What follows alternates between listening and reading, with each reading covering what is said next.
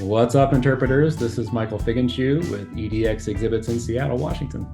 What is up, interpreters? This is NAI Executive Director Paul Caputo in Fort Collins, Colorado. What's up, interpreters? This is Heather Manier, your Corporate Engagement and Partnerships Manager with NAI, and we have Michael.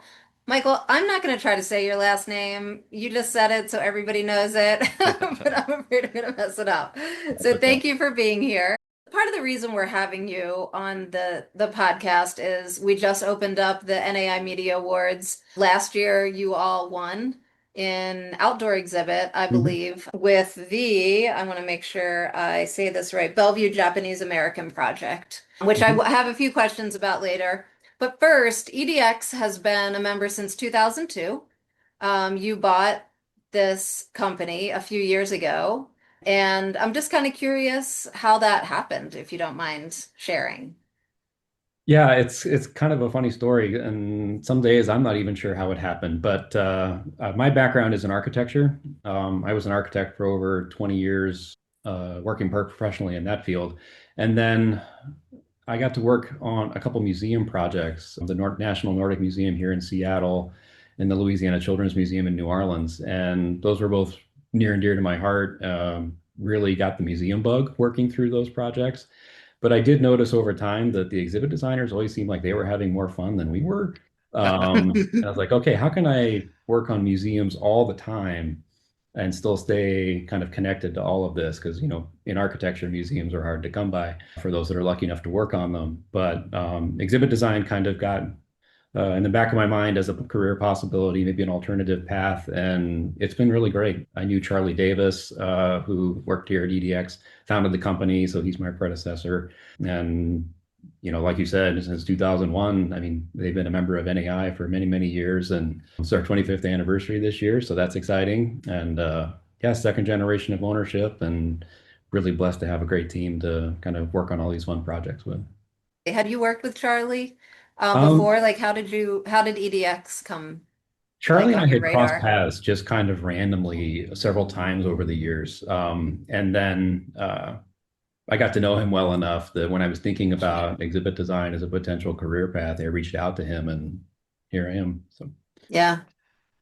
Is there a philosophy that Charlie had in the early days? And, obviously that was more than 2 decades that EDX was Charlie Davis's firm. And then mhm. you take that on. Where's the line between sort of honoring that legacy and then bringing your own philosophy to the interpretation work? It's a great question. The company's roots were largely in public lands interpretation. Really, since its inception, EDX has done a ton of work with the National Park Service. It's been a great partnership for, over 2 decades now with them. And they would take on other projects here and there. But really, kind of the ethos of the company kind of came up around this idea of place-based interpretation, where you're working within the sites and parks and things like that that you're interpreting, as opposed to, recreating a story in a black box environment in a museum. So a lot of our work is really tied deeply to place, and I think that is still largely the ethos of this company. We really love projects like that. If you have to travel for work, you get to go to some really great places through that process. But it's really fun when you have to like stop and really think deeply about a place or a historic site, whatever, a natural landscape that uh, and figure out how to interpret it for people. And I know so many NAI members out there are in those fields, and it's just such a really cool kind of way to go about thinking about a place.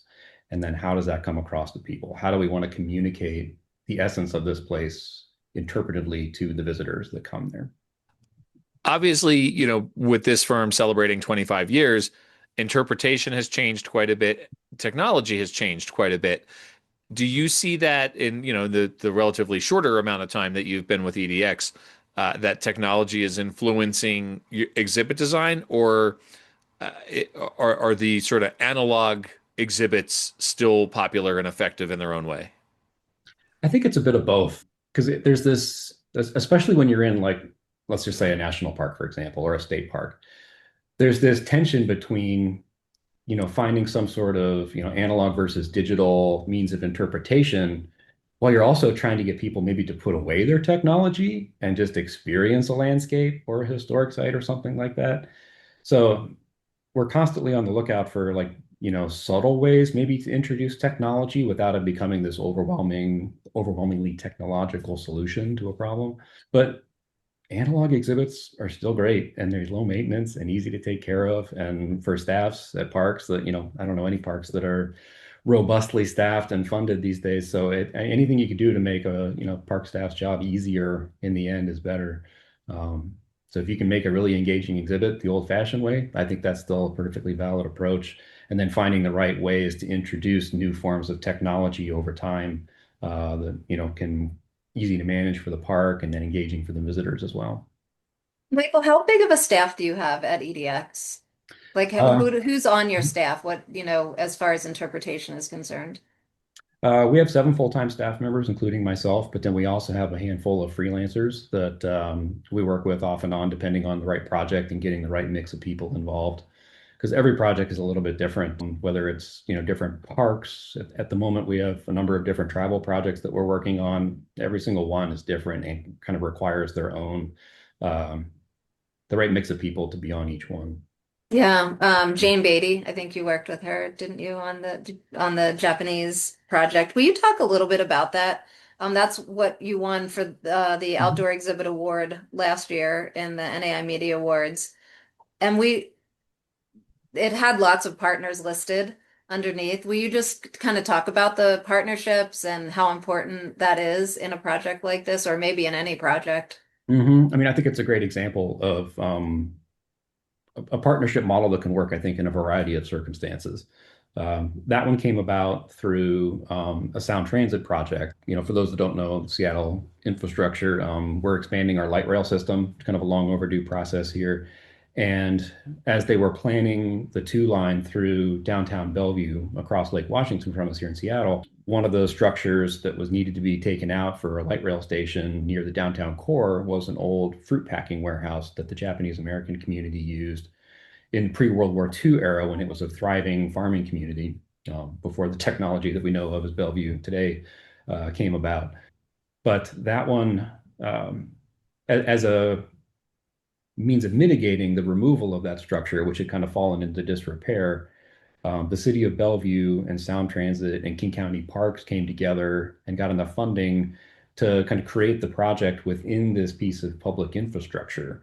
So we were able to work with the Japanese American community groups over there and all of the agencies that were involved, which were many, and of kind of a multifaceted design team. We were a subconsultant to a local engineering firm, and there was a landscape architect involved and an architect. So we were one of several players in that, but trying to figure out how to really get an interesting piece of interpretation into a light rail station was an interesting challenge for us.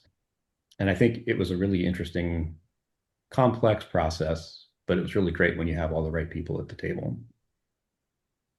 Speaking of that project, as I look through the work on your website, first of all, we appreciate that NAI's logo is all over the many award-receiving projects that you have worked on. The Bellevue Japanese American Legacy Project is one, the Ute Indian Museum is another, Mesa Verde National Park. A lot of instances where there are cultural stories to be told that I'm sure require great care and multiple perspectives. What's your approach as a firm to telling those stories that represent cultures other than your own, maybe? Like I said before, it kind of varies from project to project, and it really depends on the people at the table. And I think that is really the biggest question early on, and maybe the most important one is who has a seat at that table. And I think to have a really successful project that has a variety of voices involved in it, you need to have all of those voices at the table. It can't just be one group kind of dictating the story out to everyone else. I think the Japanese American project in Bellevue is one example. One of our other recent NAI winners a few years ago at the Grove of Titans at Jedediah Smith Redwood State Park in California. That one was another great example of a good partnership model where Save the Redwoods League had hired us to come in on behalf of California State Parks, the Redwoods Conservancy, and the Tolowadini Nation. All of those groups had participants at the table And I think having that tribal participation involved really made that project sing. They were in every one of our design meetings throughout, and I think it really shows in the end. And the feedback we've gotten from the tribe is very positive. They felt like they had seen themselves and they were heard, and that their vision of this project is reflected in the installation out on site. How does your role, you're not an interpreter, you said you're an architect by trade. That's what you did before this, but what have you found you enjoy doing in your role? Like what, you know what I mean? Like with the facilitation, because I imagine you kind of get to pick and choose a little bit. So where do you find yourself landing as far as your role in these projects?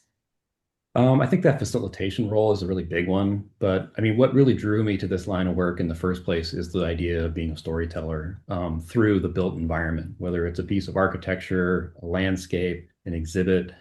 There's such a huge opportunity to communicate stories to people in all these different ways. And I think that's what I find really fascinating more than anything else.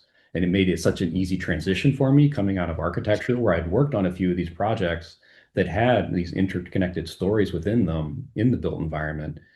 That was a fairly easy transition to jump over into exhibit design. And one of the big roles that an architect has in any given project is managing a complex team of engineers and all these other consultants that you're bringing together. And it was really a matter of just learning who these other different consultants were in the exhibit design world. You know, we're working with graphic designers, writers, content developers, 3D designers, potential artists, you know, outside of our own team that we bring in for specific projects. It's just a different set of disciplines to manage and kind of figure out how to bring together. But that's something I've always really enjoyed doing to help bring these projects to life. I was afraid Heather was stealing my question, but you didn't. You went a different direction with it, Heather. So thank goodness. The question I was going to ask is related though, that you came to EDX from an architecture background. What has the learning journey been like? How steep has the learning curve been for you as you have come to learn about interpretation? It wasn't as daunting as I actually thought it would be when I first got into this, because it was a big leap, you know, personally and professionally to make that jump. But having worked with a number of exhibit designers before making the jump, I kind of had an idea of what they did and how they went about doing things. And, you know, working with several different designers helped see a variety of styles too. Knowing Charlie the way I did was a huge help. And having him as a mentor, you know, he's been retired for a few years now, but I still think of him as a mentor, and I know I can pick up the phone and call whenever I've got questions. But the last few years in general, since I came here in late 2019, so I was in the office for 3 months before we all went home during COVID. Um, and so to say that there was a steep learning curve associated with that was probably more challenging than making the jump from one profession to another. It's like, how do we keep this rolling in a remote environment? And fortunately, like a lot of, I mean, we work coast to coast, so, and then some, but figuring out how to kind of take that show on the road remotely and do good work through this collaborative process, that was a little bit of a learning curve early on. But I think we've managed to navigate that pretty well. And I mean, I think we've been fortunate enough to win a few NAI awards in the last few years. So, I mean, a lot of those projects kind of came about during that time. So it makes me feel good about looking back now in hindsight that I think maybe that went pretty well, despite some of the ups and downs of the times. Yeah, and you'll be submitting some more this year, hopefully. I'm excited. I'm always excited to see what you all have coming down. It's fun.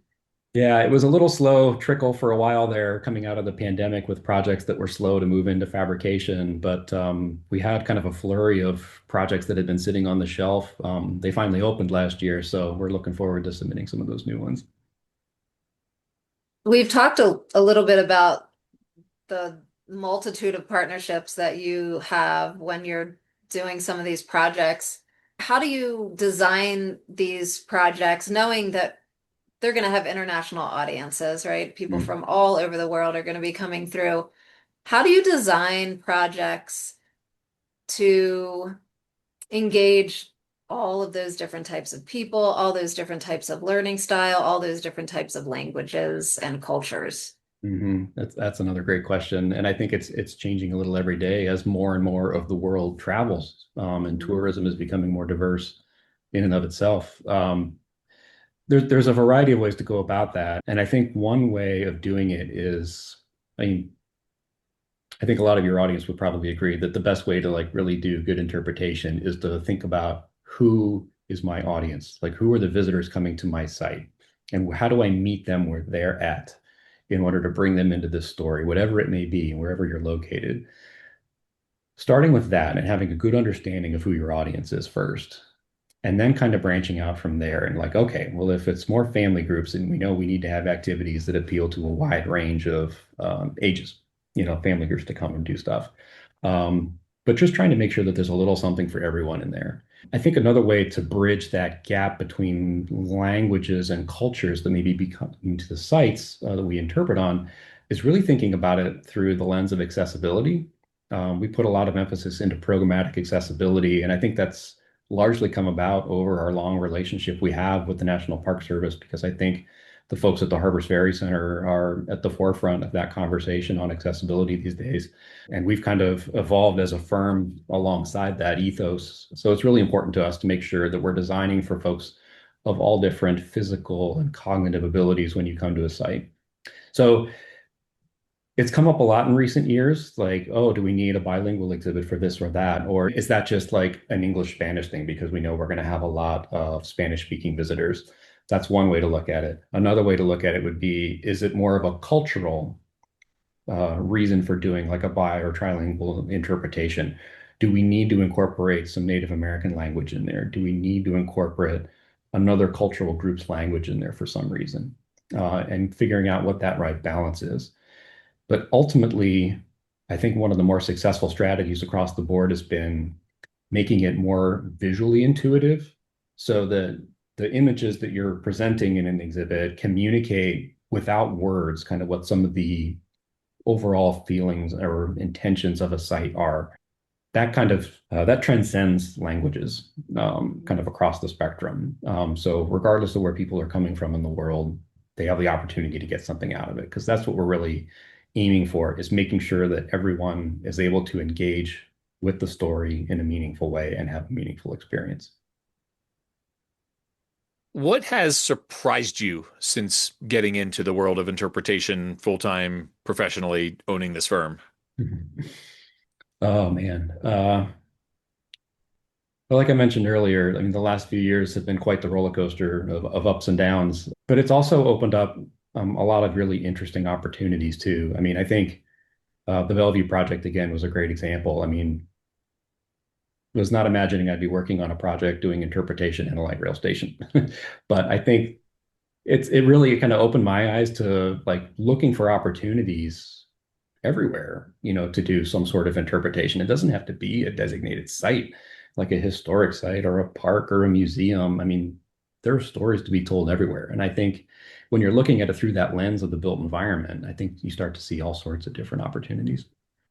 But the challenges of the times are significant too. I mean, we're living a very polarized time, and trying to find a happy middle ground sometimes is challenging. But I think if you go back to that notion of, making sure that everyone's at the table and we can sit down and we can have meaningful and respectful conversations with each other. I mean, we have so much more in common than we uh, have our differences. You're touching on something that is always of interest to me when we talk about exhibit design. My background's in graphic design, Mm. and I love publication design. I love exhibit design. So much of interpretation, especially now with the rise of dialogic interpretation, taking on more prominence, is about that conversation. Unless you're using sophisticated technology, to have a two-way conversation with an exhibit or with, signs and waysides along a trail, that sort of thing, you really don't have the opportunity for that two-way conversation.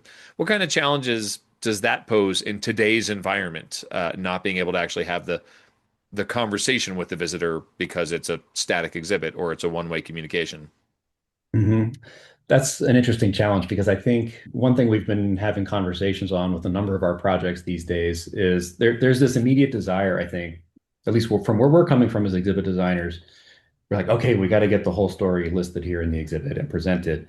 But I have to kind of pause for a minute and think holistically about like what is this whole package of interpretive offerings and what does it look like at any given site, knowing that there are on-site rangers, interpreters, docents, volunteers. There's this whole other tier of interpretation beyond the physical exhibit that contributes to that visitor experience, right?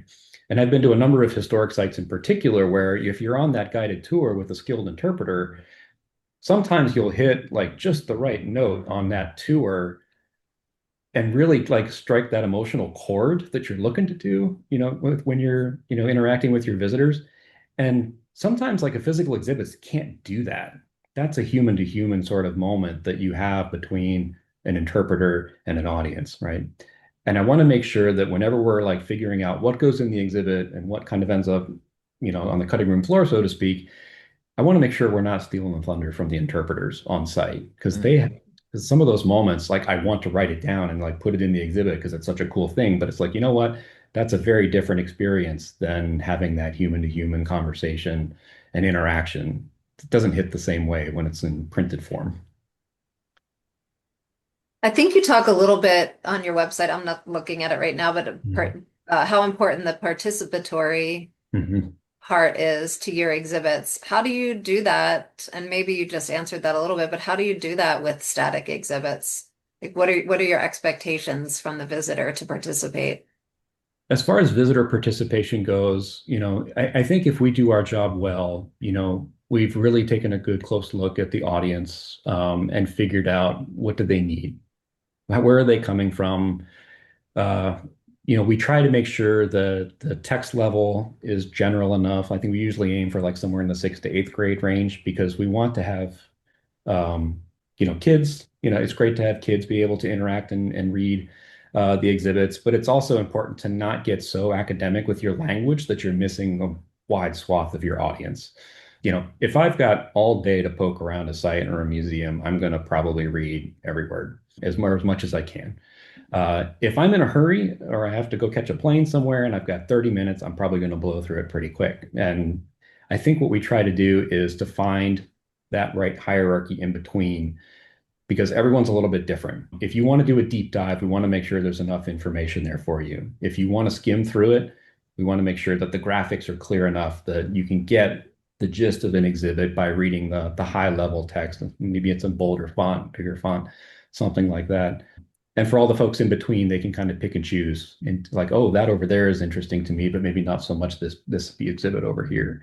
And try to just have a little something for everyone. And that can be a real challenge sometimes, but I think a successful exhibit kind of needs to work in a variety of ways and not just cater to one particular audience.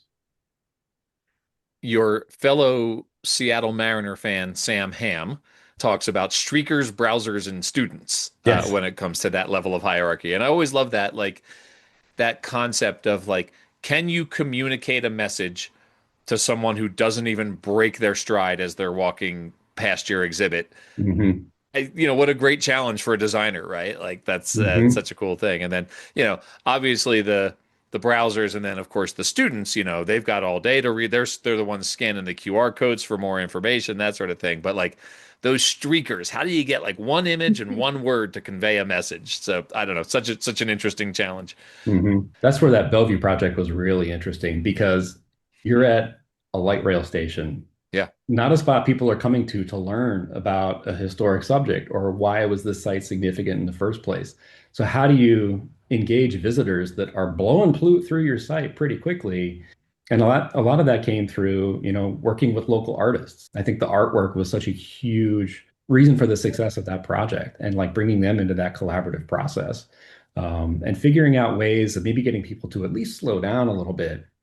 And for those that you can get to slow down on their commute for a few seconds, then you can start to introduce the story to them in a little bit deeper meaning.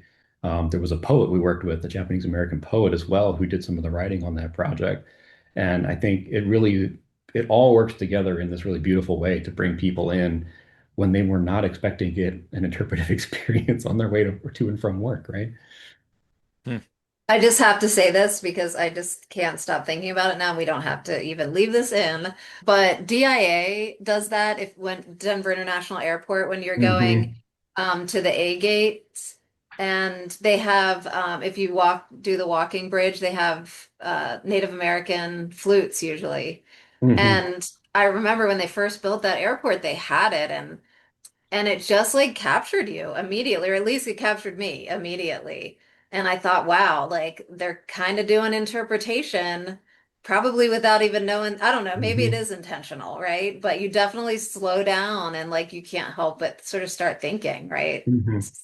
I think airports are a hugely underutilized spot for interpretation. And I've seen a growing number of them over the years that have partnered with like local museums and things Hmm. like that to curate exhibits. I think that's a fantastic idea because you've got a captive audience potentially for a couple hours while they're on a layover that are That's looking for right. something to do. And I think having those experiences in unexpected places is a really cool idea. Also true of restrooms, public restrooms, Hmm. captive audience, right? Hmm. When you're planning these projects and building these projects, do you think about maintenance down the road? Mhm. Like, and how do you plan for that? For sure. I think the maintenance is a really critical aspect. And especially with a lot of our clients being public agencies that would love to have more funding than they currently do, it has to be easy to maintain. I mean, we've had a number of conversations with folks who maybe they're like really excited about this fancy audiovisual thing that they want to try or an augmented reality thing. And this is not a knock against any technologies like that. I think it's great. But having the ability to maintain it is a key question that I think everybody needs to look in the mirror and ask themselves. There was a park we worked with that had grand plans for this fancy audiovisual thing. And it was a really cool idea. But all of the other visitor centers that they had, every single AV thing was dead. So we had to have a conversation about like, what's your ability to maintain that?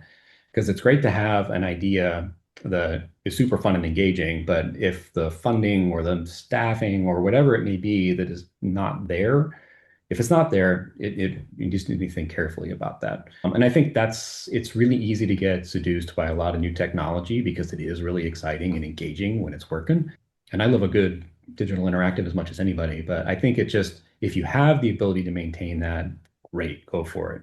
But even then, with analog things, like making sure that we do want to make things more tactile and sensory and things like that, the more you bring people in to touch and look and feel and smell, that all takes a little bit of maintenance too. So thinking through carefully, like how that all works together.